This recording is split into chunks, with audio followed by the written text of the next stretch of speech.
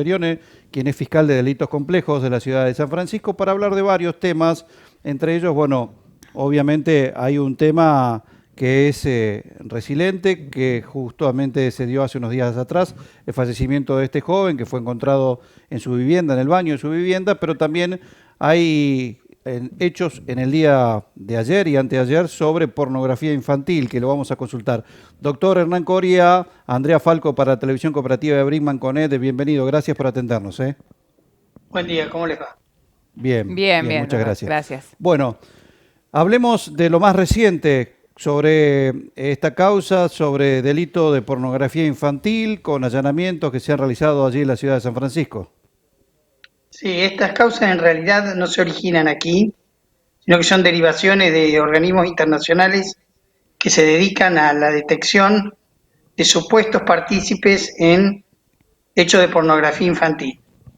No tenemos intervención alguna más allá de la de realizar los allanamientos y secuestrar el material que se nos requiere a efectos de que donde estén radicadas las investigaciones se evalúe si existe o no participación de esas personas en las redes de pornografía.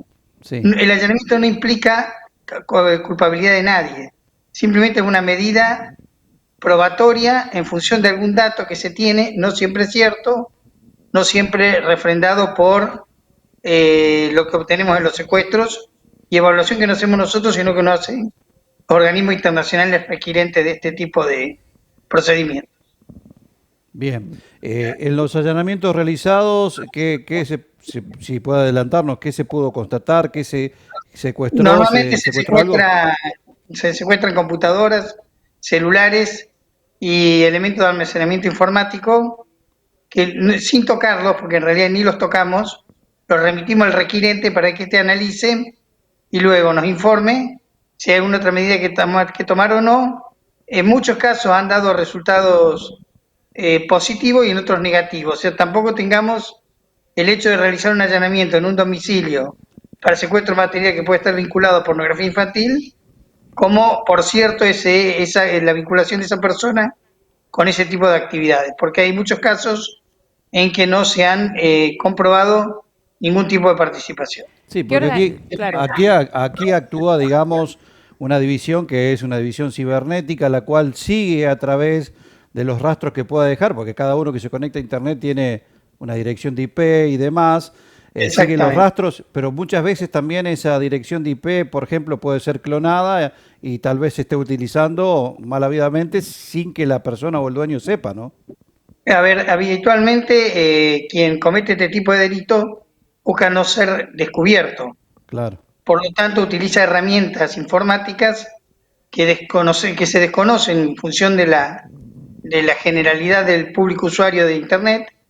Entonces, bien puede ser manipulada la información de manera tal de derivar la investigación hacia personas o lugares donde nada tiene que ver con este tipo de actividad.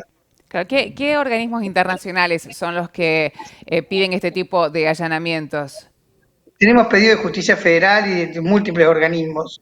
O Ujú. sea, la pornografía infantil está siendo perseguida en cuanto a su comercialización y distribución, producción, comercialización y distribución, por muchísimos organismos de todo el mundo que van detectando, porque estos, digamos, excede las fronteras nacionales, Sí. excede las fronteras continentales, o sea, esto es una cuestión mundial que se va centralizando en organismos que no le puedo precisar ahora cuál es la denominación, pues no son personas que trabajen habitualmente con nosotros, más con esto de teletrabajo no tengo ni siquiera la información a mano en Sí, este Claro. no, momento, está bien. pero sí hay requerimiento de organismos internacionales que se dedican específicamente a esto, a la Bien, detección de todo lo que claro. es la pornografía infantil y el abuso de menores y trata de personas. Bueno, por Bien. eso vuelvo a lo que decía usted, doctor. Como todo delito va mutando, por supuesto, porque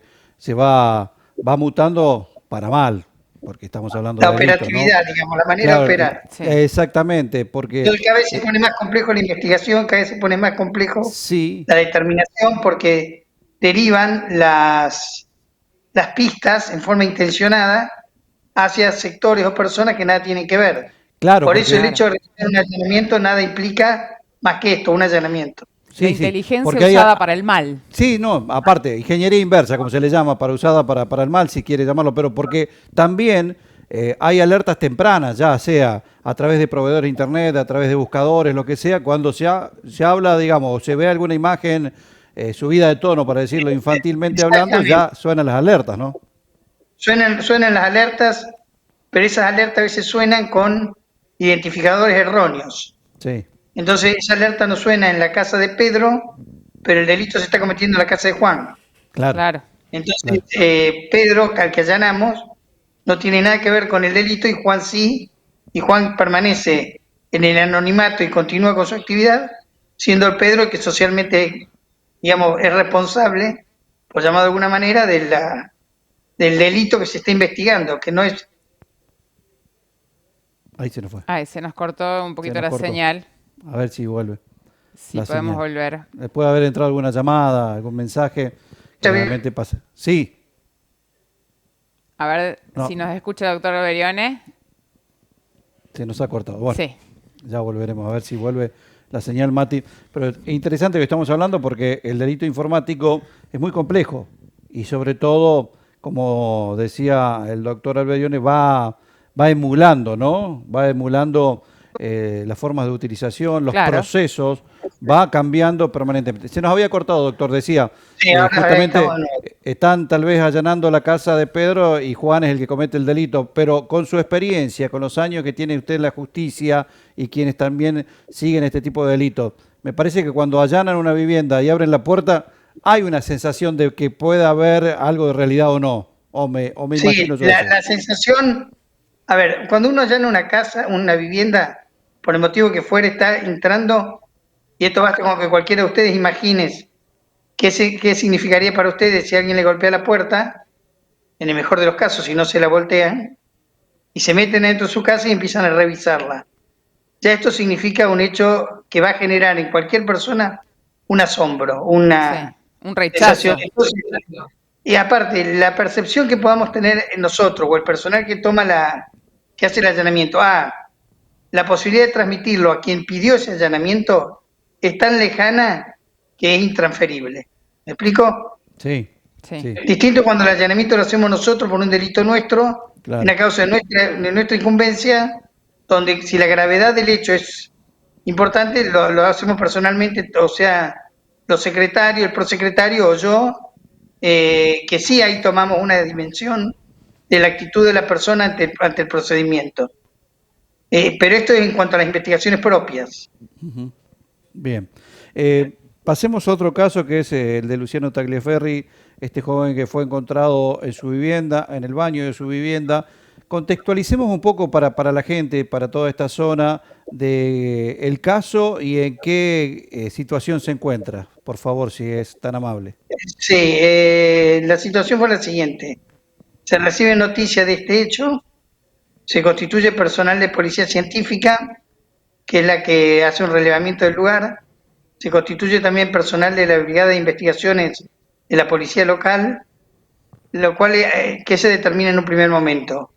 Si existe violencia o no existe violencia en el inmueble, en el entorno interior, si existe algún tipo de indicio de que hubiera habido la participación de otra persona en la muerte de la persona con que nos encontramos en ese lugar. Sí, En caso de no tener ningún indicio, se procede a llamar al médico forense, que es el que ordena el levantamiento del cuerpo, tras observar también in situ las circunstancias en que la muerte se habría ocurrido. A partir de ahí se deriva al hospital, al sector de morgue, donde ya en el caso del chico Luciano, ya se había hecho un hisopado, tanto de materia orgánica del chico y se había detectado la presencia de COVID en las muestras tomadas. Esto activa un protocolo de COVID que es evitar la realización de autopsias, no sin por ello hacer un examen ectoscópico, que es una revisación externa del cuerpo, que sumada a la evidencia que recogemos del lugar y los testimonios que podemos ir obteniendo de las personas que de alguna manera u otra tuvieron conocimiento de los momentos previos al deceso de esta persona, hace un cuadro de situación que nos indica si amerita la apertura de una investigación fiscal preparatoria o se trata de una muerte donde no hay responsabilidad para terceros. Bien. ¿Aquí fue caratulada de teología dudosa la muerte? Siempre la caratulamos de teología dudosa hasta tanto tengamos algún nivel de certeza respecto de las causas y motivos y circunstancias en que se produce la muerte. Claro. Esto que nosotros llamamos MED, la muerte de teología dudosa, es una carátula inicial porque primero debemos pensar lo peor para asegurarnos en caso de que haya ocurrido un hecho que amerite la apertura de investigación fiscal preparatoria, tomar los elementos necesarios. Para descartar este tipo de situaciones, es una segunda etapa que es tras la recolección de pruebas indiciarias básicas, que son las que nos determinan si ameritan la investigación fiscal preparatoria o no, porque se trata de una muerte de causas naturales o, digamos, no sujetas a una investigación penal. Bien, ¿en qué etapa está en este momento esta causa? Está todavía con los elementos de prueba reunidos, no se ha resuelto la situación de fondo, pero no tenemos hasta el momento, si bien se continúan con algunas medidas probatorias, elemento alguno que nos indiquen la existencia de algún tipo de delito o responsabilidad de tercera persona. Bien. Bien. Desde mi desconocimiento le pregunto, y seguramente será pregunta de muchas personas, cuando hay y se activa el protocolo COVID, ¿no hay autopsia o se tiene que esperar el tiempo prudencial para hacerla? Ahí se nos fue otra vez. Se nos fue Bueno, nuevamente la señal. ya vamos a ver si retomamos. Si podemos retomar. Cuando le entran mensajes o llamadas. Claro, se corta la se nos señal que corta. estamos teniendo en el momento de la nota. Bueno, pero de todos modos es una pregunta, como dijo Hernán, ¿no? En el desconocimiento de muchos, como lo es gran parte de toda esta enfermedad, Sí, que porque cada día se va renovando. La pregunta es si tienen que esperar los 14 días que hay que esperar para que no tenga peligro de contagio o si no se hace nunca la autopsia, una consulta simplemente. Claro. Pero bueno, vamos a ver. Ahí Ahí está. lo tenemos nuevamente. Doctor, se fue la otra vez. Le preguntaba, desde el desconocimiento que me hago yo la pregunta, como tal vez cualquier ciudadano común, cuando hay la activación del protocolo de COVID, en este caso estamos hablando de este joven de 23 años, ¿la autopsia no se realiza durante el tiempo que puede contagiar la enfermedad o no se hace nunca? Si no tenemos ningún elemento que nos indique la posible existencia de un factor distinto al COVID como causa eficiente de la muerte, no se realiza ninguna autopsia. Pero esto no es ahora únicamente con protocolo COVID. Habitualmente cuando tenemos una muerte de etiología dudosa y no tenemos ningún elemento Sí. que nos indique que pueda haber participado una persona con responsabilidad en el hecho, no vamos a realizar autopsia por un hecho por protocolo no se realiza autopsia, sino No, está bien. que hay que determinar las circunstancias en que la muerte habría ocurrido. Y si hay indicios y tiene, por ejemplo, activado el protocolo COVID, ¿se tiene que esperar Sí, un se tiempo? realiza autopsia. Ah, Con se las realiza. precauciones del caso se realiza autopsia, se resguardan los órganos necesarios para el estudio anatomopatológico y se deja constancia de todas las circunstancias en que el cuerpo fue hallado en el sentido de golpes, heridas o cualquier signo de violencia externa que pueda haber sido determinante o con causa de la muerte de esa persona. Claro, porque si nos vamos al tiempo y hubiésemos tenido que esperar 14 días para realizar una autopsia, justamente el cuerpo puede presentar cambios que no permitan después esclarecer el hecho. Lo primero que hay que hacer es un examen ectoscópico, que es el examen del cuerpo en su totalidad, en la búsqueda de hematomas, heridas, Sí, golpes, cortantes. algún elemento indicativo Claro. de la existencia de violencia sobre esa persona.